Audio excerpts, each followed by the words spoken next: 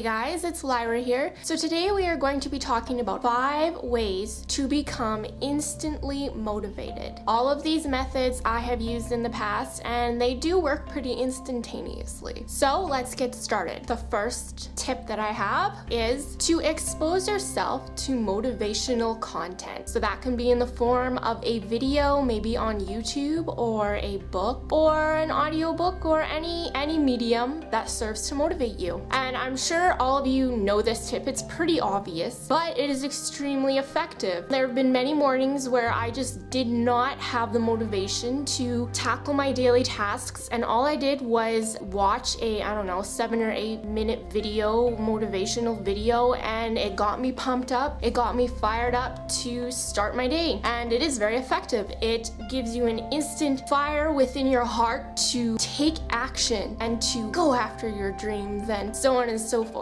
I'm sure you all know what I'm talking about. Okay, so that's tip number 1. Tip number 2 is to write down a list of benefits for why you are doing what you're doing, how your ultimate goal or whatever you're reaching towards will benefit you and will change your life. A lot of the times we forget the why of why we do things, so it's very important for you to review and refresh yourself with why you're doing something on a regular basis. And if you have a very long list of benefits, it will automatically motivate you when you read them and when you remember why you're doing something. All right. Tip number 3. Tip number 3 is very simple. Just go outside and take a walk. If the weather's nice, the sun is shining, you're smelling nature, and there is just something about taking a walk that really changes your mood. They've done a study on people taking walks, and they found that just a 20-minute walk outside significantly boosts your mood. Take advantage of that, especially in these last summer months here. Take advantage of the weather. I have found that when I walk around with no distractions and I'm just kind of in my own thoughts, a lot of ideas start to flow. As you guys know, I create a lot of content, and a lot of ideas for my content creation just start to come out. And by the end of my walks, I have maybe 3 or 4 really good ideas that I need to jot down that just kind of emerged during my walk. So tip number 4, expose yourself to content that is about whatever field of work you are in.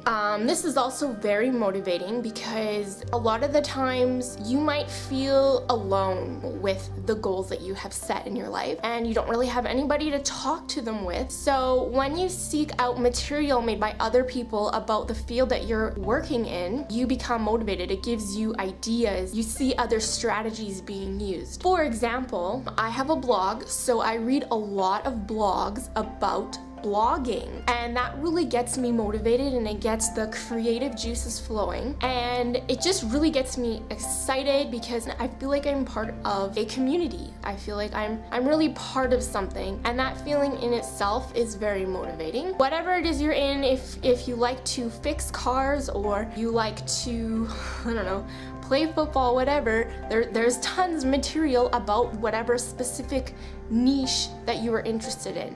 So seek out information in that field. And my last tip, number 5, probably the most difficult tip, but it's still quite effective, is just to do it. Yes, you just have to force yourself to do whatever task that you have planned to do. Just the act of doing it will start to churn the wheels in your mind and spark the momentum.